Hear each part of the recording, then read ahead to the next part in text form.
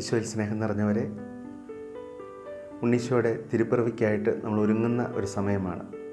December മാസം ഉണ്ണീശോയ്ക്ക് വേണ്ടി ഒത്തിരി പ്രാർത്ഥിച്ച് പരിശുദ്ധ കുർബാനയിലൊക്കെ പങ്കുചേർന്ന് നോയമ്പൊക്കെ നോക്കി നമ്മൾ ഉണ്ണീശോയ്ക്ക് വേണ്ടി ഒരു പുൽക്കൂട് നമ്മുടെ ഹൃദയങ്ങളിൽ രൂപപ്പെടുത്തുന്നുണ്ട്.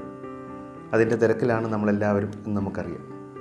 പ്രത്യേകിച്ച് ഈ വർഷം ഉണ്ണീശോ ജനിച്ചതിൻ്റെ 2025 ജൂബിലി വർഷം കൂടിയാണ്. ആ ജൂബിലി വർഷത്തിൻ്റെ വലിയ ഉത്തരവാദിത്വം നമ്മുടെ ജീവിതത്തിലുണ്ട്. ഉണ്ണീശോ വഴി നമ്മുടെ ജീവിതത്തിൽ നമുക്ക് ലഭിച്ചിട്ടുള്ള വലിയ കൃപകൾക്ക് നന്ദി പറയാനും നമ്മൾ അനുഭവിച്ച രക്ഷയുടെ അനുഭവം മറ്റുള്ളവരിലേക്ക് എത്തിക്കാനും നമുക്ക് ഒത്തിരി കടമയുണ്ട്. പ്രത്യേകിച്ച് ഈ ഭൂമിയിൽ ജീവിതത്തിൽ ഒത്തിരിയേറെ പ്രശ്നങ്ങളിലൂടെ കടന്നു പോകുന്നവർ, സങ്കീർണതകളിലൂടെ കടന്നു പോകുന്നവർ, സങ്കടങ്ങളിലൂടെ കടന്നു പോകുന്നവർ, അവർക്കൊക്കെ പ്രത്യാശയായിട്ട് നമ്മൾ ഉണ്ടാകണമെന്നുള്ളതാണ്. അവർക്കൊരു കൈത്താങ്ങ് കൊടുക്കാൻ നമുക്ക് പറ്റണം എന്നുള്ളതാണ്. ഈശോ നമുക്ക് നൽകിയ വലിയൊരു സ്നേഹം, വലിയ സന്തോഷം, അത് ഈ ഡിസംബർ മാസത്തിൽ, ക്രിസ്മസ് മാസത്തിൽ മറ്റുള്ളവരിലേക്ക് എത്തിക്കാൻ നമുക്ക് പറ്റണം എന്നുള്ളതാണ്. പൗലോസ്ലീഹ പറയുന്നുള്ള പ്രത്യാശ നമ്മെ നിരാശരാക്കുന്നില്ല. റോമാക്കാർക്ക് എഴുതിയ ലേഖനം 5-ാം അധ്യായം 5-ാം തിരുവചനം. പ്രത്യാശ നമ്മളെ നിരാശരാക്കുന്നില്ല. ഈ പ്രത്യാശയാണ് നമ്മളെ മുന്നോട്ട് കൊണ്ടുപോകുന്നത്. ഈ ഭൂമിയിൽ എല്ലാവർക്കും ആ പ്രത്യാശ ലഭിക്കാനുള്ള അവകാശമുണ്ട്.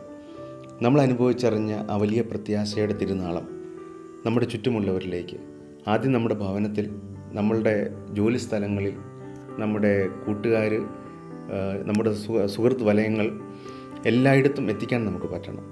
എല്ലാവരിലേക്കും പ്രത്യാശ ചെല്ലട്ടെ. ഈശോയുടെ പ്രത്യാശ, ഈശോ നൽകുന്ന വലിയ സ്നേഹം, വലിയ അനുഭവം എല്ലാവരിലും നിറയട്ടെ. ഈ ക്രിസ്മസ് ദിനങ്ങൾ നമുക്കതിനായിട്ട് പരിശ്രമിക്കാം. നമ്മളുടെ ജീവിതത്തിൽ നമ്മൾ അനുഭവിച്ചറിഞ്ഞ വലിയ സ്നേഹം അത് എല്ലാവരിലും എത്താൻ വേണ്ടി നമുക്ക് പ്രാർത്ഥിക്കുകയും പരിശ്രമിക്കുകയും ചെയ്യാം. ഈ ഉണ്ണീശോ നമ്മെ എല്ലാവരെയും, നമ്മുടെ കുടുംബങ്ങളെയും നമ്മളുമായിട്ട് ബന്ധപ്പെട്ട് നിൽക്കുന്ന എല്ലാവരെയും സമൃദ്ധമായിട്ട് അനുഗ്രഹിക്കട്ടെ. ഈശോ മിശിഹായ്ക്ക് സ്തുതിയായിരിക്കട്ടെ. പ്രിയപ്പെട്ട ജീസൂത്ത് സഹോദരങ്ങളെ, പുതിയൊരു ക്രിസ്മസിൻ്റെ കാലം നമ്മളിലേക്ക് വീണ്ടും കടന്നു വന്നിരിക്കുകയാണ്. നോയമ്പ് കാലത്തോടെല്ലാം നമ്മൾ ക്രിസ്മസിനായിട്ട് ഓരോ ദിവസവും ഒരുങ്ങിക്കൊണ്ടിരിക്കുന്നു. നമ്മുടെ ആത്മീയ ഒരുക്കത്തെയാണ് ഇതെല്ലാം സൂചിപ്പിക്കുന്നത്.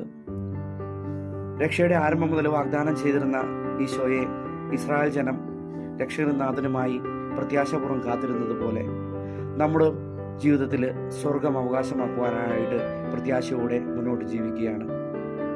നമ്മുടെ ജീവിതങ്ങളെ നമുക്കൊന്ന് വിലയിരുത്താം. ജീവിതത്തിലെ കുറവുകൾ നമുക്കൊന്ന് കണ്ടെത്തി പരിഹരിക്കാനായിട്ട് നമുക്ക് ശ്രമിക്കാം. 6 പില്ലറിലൂടെ അധിഷ്ഠിതമായ നമ്മുടെ ജീവിതശൈലി കൊണ്ട് ഈശോ നമ്മുടെ ഉള്ളിലും, നമ്മുടെ കുടുംബത്തിലും, നമ്മുടെ ഹൃദയത്തിലും, നമ്മുടെ സഹോദരങ്ങളിലും, നമ്മുടെ സമൂഹത്തിലും ഒക്കെ എത്തിപ്പെടുവാനായിട്ട്, ഈശോയെ പങ്കുവെക്കുവാനായിട്ട് നമുക്കൊന്ന് ശ്രമിക്കാം. ഈ ക്രിസ്മസിൻ്റെ കാലഘട്ടങ്ങളിലൂടെയുള്ള പ്രായശ്ചിത്ത പ്രവൃത്തികളിലൂടെയും ജീവിതം പ്രാർത്ഥനകളിലൂടെയും നമുക്കൊന്ന് വീണ്ടും റീക്രിയേറ്റ് ചെയ്യാം. നല്ലൊരു ജീസസ് യൂത്തായിട്ട് ഈ സമൂഹത്തിന് മുഴുവൻ ക്രിസ്തുവിനെ പങ്കുവെക്കുന്ന നല്ല കുടുംബങ്ങളായിട്ട് മാറാം. മക്കളെ ദൈവിക ചിന്തയിലും വിശുദ്ധിയിലും നമുക്ക് വളർത്താം. അതിനായിട്ട് ദൈവം നിങ്ങളെല്ലാവരെയും സമൃദ്ധമായിട്ട് അനുഗ്രഹിക്കട്ടെ. ക്രിസ്മസിന് ഒരുങ്ങുമ്പോൾ ജീവിതം ഒന്നുകൂടെ ഉടച്ചു വാർത്തുകൊണ്ട് ഒരു റീക്രിയേഷനിലൂടെ പുതിയൊരു സൃഷ്ടിയായിട്ട് നമുക്ക് തീരാം. 2 കൊറിന്തോസ് 5:17 ഇപ്രകാരം പറയുന്നു: ക്രിസ്തുവിൽ എല്ലാവരും പുതിയ സൃഷ്ടിയാണ്. പഴയത് കടന്നുപോയി, ഇതാ പുതിയത് വന്നു കഴിഞ്ഞു. നമ്മളെല്ലാവരും പുതിയ സൃഷ്ടിയാണെന്ന് നമുക്ക് ഉറച്ചു വിശ്വസിക്കാം. ജീവിതത്തിൽ ക്രിസ്തുവിനെ അവകാശമാക്കുവാനായിട്ട് കഴിഞ്ഞകാല ജീവിതത്തെ മറന്നുകൊണ്ട് പുതിയൊരു ജീവിതം ജീവിക്കാം. എല്ലാവരെയും മുന്നോട്ട് നയിക്കുവാനായിട്ട് ദൈവം ശക്തി തരട്ടെ. പരിശുദ്ധാത്മാവിനെ സമൃദ്ധമായിട്ട് നൽകി അനുഗ്രഹിക്കട്ടെ. ഈ ക്രിസ്മസ് കാലം ഏറ്റവും മനോഹരമായിട്ട് എല്ലാവരുടെയും ജീവിതത്തിൽ വഹിക്കുവാനായിട്ട് ഈശോ എല്ലാവരെയും സമൃദ്ധമായിട്ട് എല്ലാ കുടുംബങ്ങളെയും അനുഗ്രഹിക്കട്ടെ എന്ന് പ്രാർത്ഥിക്കുന്നു. ഈശോ മിശിഹായ്ക്ക് സ്തുതി.